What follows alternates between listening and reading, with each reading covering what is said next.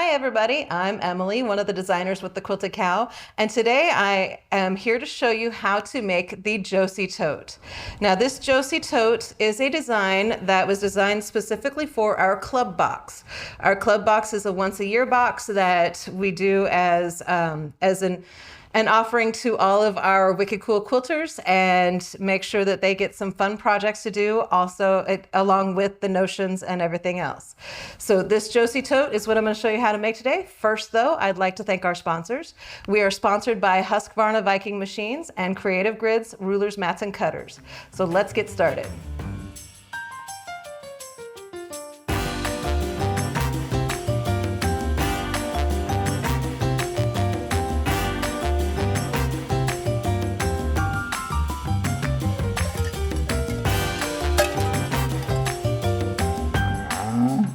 All right, so like I said, this is called the Josey Tote, and this was designed specifically for our club box. However, you're going to be able to find kits for this on our website or head into the store. You're going to be able to find kits that are going to have all the fabrics that you're going to need, and I believe that the interfacings and the batting that you're going to need for this Josey Tote are available. If they're not in the kit, then they'll be available separately. The pattern will be sold separately, so make sure that you go and you get the pattern for it. So once you've got all that, we're gonna go ahead and get started sewing.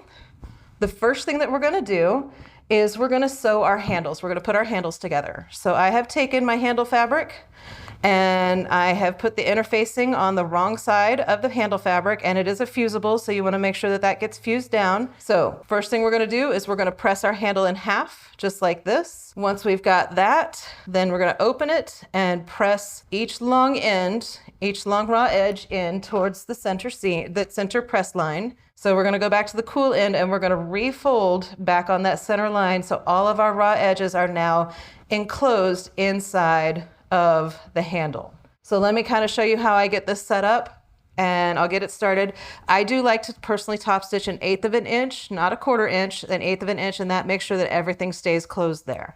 So I'm going to take it over here, stick it under my foot, and then I just position my hand to where the fabric is going to lead through. I've got my fingers here that are just touching either side of the fabric, and they're just going to help lead that fabric through, and I just put the pedal to the metal and go for it.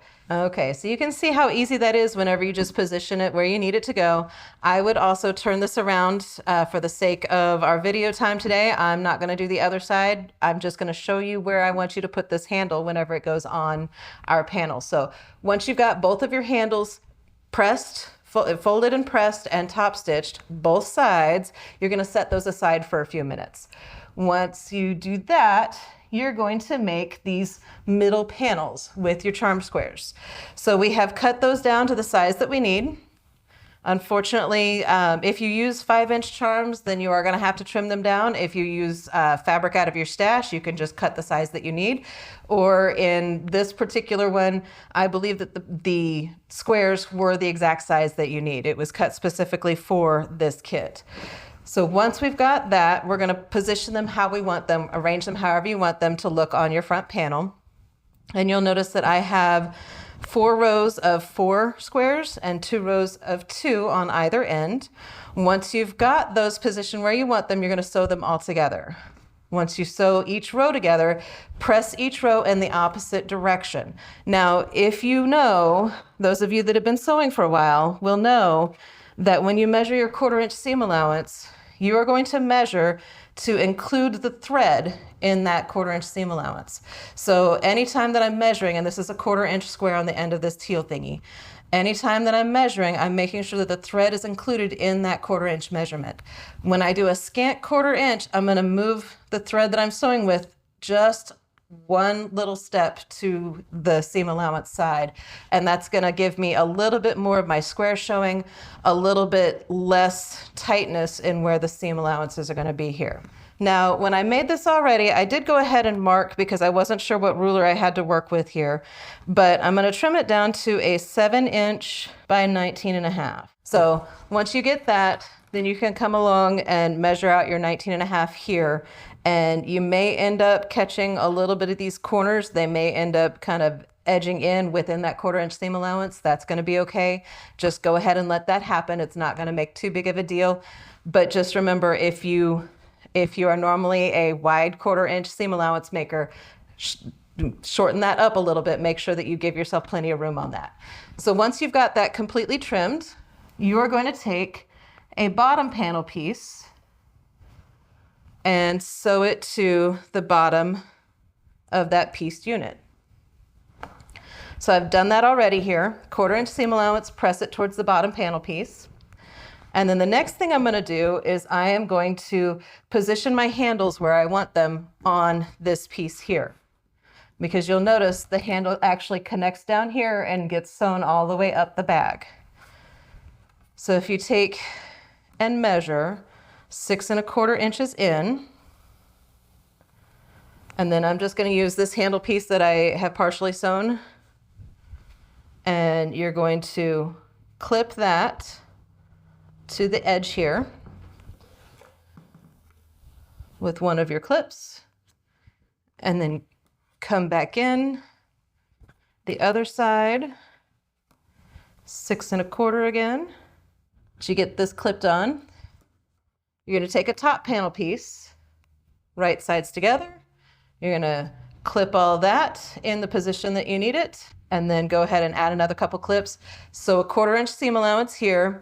And then whenever you press this, you're actually going to press it from this side so that it folds over, and the ends of the handles are going to stay flat this direction. So go ahead and you'll press to the piece panel unit once you've gotten that all sewn together. So I have 2 of these panel units sewn together. I went ahead and I quilted those 2 units, and these are the outsides of your bag. So I quilted it. You can quilt it however you want. You can go pretty excessive quilting. You can go very light quilting. I went ahead and followed my diagonal lines. Once we've got that finished, let's go ahead and do the lining part. And then I'm going to show you how to put all of this together. So you'll notice on this bag how it's got kind of like a binding look to it. This is not binding on the top of this bag. This is actually the lining that has been folded out and made to look like a binding. So it's what we call a faux binding on it. The pocket kind of has that same effect. You're going to have your pocket piece here. You're going to lay them right sides together, and we put some interfacing on one side of that pocket piece. Make sure the bumpy side, the glue side, is on the back side of your pocket fabric. Lay them right sides together. So 1/4 inch seam allowance all the way down both ends. Back stitch at either end just to keep everything from unraveling whenever you turn it right side out. Once you turn it right side out, whenever you press this, we're not going to try to press these seams like perfectly even, because that can be kind of a pain in the neck. So what we've done is we've created kind of a little bit of like a faux binding edge on our pocket too. And it makes it just a little bit easier once we get it turned right side out. So this side does not have interfacing, this side does. So I like to take it and press so that I can get my seam allowance facing the side that has interfacing. And it can be a little bit tricky to do unless you play with it a little bit. But we just want that seam allowance to face down. So in order to do that, you're going to kind of manipulate that seam and just press the seam part of this. All right, so doing that takes a little bit of time, but it is worth it in the end because now we have our seam allowance facing the direction we want it to go. All right, so once we've got that pressed out nice and flat, all you're going to do is you're going to take this to the machine and you're going to top stitch directly on that seam right there. And that's just going to make it look like you've got a little bit of binding on the top of your pocket. Once we have that finished, we're going to take this over, grab yourself one of your lining pieces, and that top stitch seam that we did, that's going to be the top of your pocket. So keeping that in mind, grab your ruler and you're going to measure down, I believe it was 5 1/4. Once you've got it clipped in place, you're going to take it over to your sewing machine. You're going to top stitch along the bottom. I usually do about 1/8 of an inch top stitch there. It works just fine. And then go ahead and stitch along the sides, stitch about 1/8 of an inch along the sides. That's going to keep your sides sticking down. And then you're going to divide your pockets. Whenever you divide your pockets, you just measure however wide you want your pockets to be. Put in as many or as few pockets as you want on this. It is up to you completely.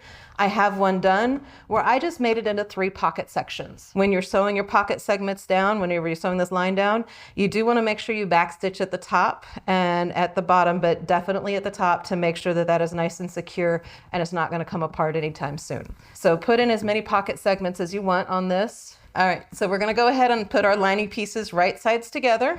And then I like to use clips and just clip these together. And then what I'm gonna do is I'm going to sew 1/4 inch down the sides and along the bottom. But on the bottom, I'm gonna leave about a 4 to 5 inch opening. Also, whenever I do this, I also like to backstitch at the top and bottom, and then also on either end of that opening for the lining. That way, whenever I'm putting this together, my seams aren't going to want to spread apart at the tops. And then at the bottom where I've got that, whenever I'm turning it right side out, all that bulk going through is going to try to pull your seams apart. So go ahead and make sure that you lock those stitches in. Make sure that everything stays together nicely.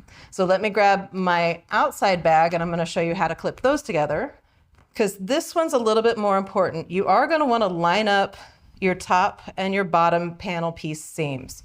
So whenever you've got that, you're just going to place them right sides together. And I'm going to grab my large Wonder clips for this because that's a lot of foam to clip together.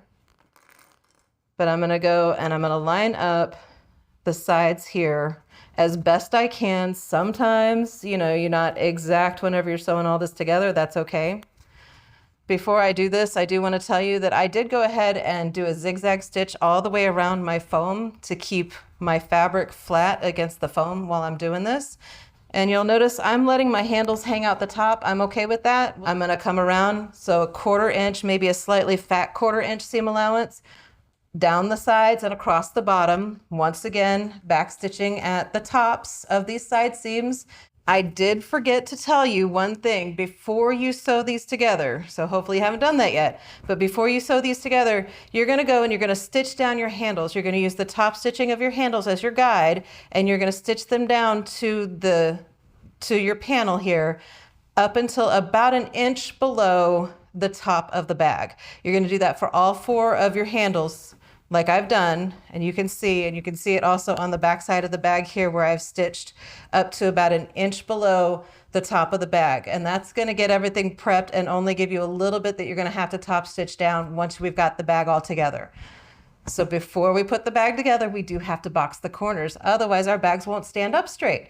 Okay, so we're going to box the corners for both the outside of the bag and the lining of the bag, and it's done the same way for both. So what you're going to do is you're going to put your hand down inside of your bag, down inside the main, and you're going to line up these seams here. Then we're going to take our ruler and we're going to measure 2.5 inches down from the point of that triangle and use one of the straight lines of your ruler to keep it straight on that seam. So I want to do 2.5 inches, and you're just going to draw a line all the way across. I'm going to take my jumbo size Wonder clips and use that for the outside bag with all that foam. Use that to clip it in place, and then I'm going to continue marking all of my corners. All right, so I have all of my box corners finished, and I did backstitch at the beginning and end of each of these just to secure it and make sure that I did get stitches all the way across. So the next thing we're going to do is we're going to trim off this extra bit of fabric that we don't need anymore. So you're going to line up your 1/4 inch line here on your ruler with your seam. So I've got that all lined up. I'm just going to trim it off 1/4 inch to the outside and get rid of that little triangle. And do this to all 4 corners. All right, so I have all of my corners boxed. I'm going to turn the outside of the bag right side out. And then I'm going to open my lining, which is of course still wrong side out. And I'm going to fit the outside of the bag down inside of that. Make sure the handles go down in between the outside and the lining. And then you're going to line up your side seams once you've got those side seams lined up, I always like to just get one lined up and then line up the top raw edge just right there. This is gonna make it easier instead of trying to do the whole thing and then coming back and clipping. So all I'm gonna do now is stick this under my needle, and I'm gonna sew a 1/4 inch seam allowance all the way around, making sure that everything stays nice and even as I work my way around. All right, so now that we've got this done, we have our opening and we're gonna pull the bag through. All right, at this point, you can kind of give yourself a little bit of a press and flatten this seam out. You can either stitch this together with your machine, or you can stitch it together by hand, and then you're gonna stuff this down inside of the bag once you've got that stitched on. The great thing about this though, you're not gonna stuff it really far, and you don't want to fold on the seam at this point. You want to keep your seam allowance sticking up, and you're going to use the top of the bag to fill in where this faux binding is going to go. So once you've got that, you do want to take your iron. I'm going to press this just enough to where it gives kind of a flat edge on the top here. All right, so I've got that mostly done.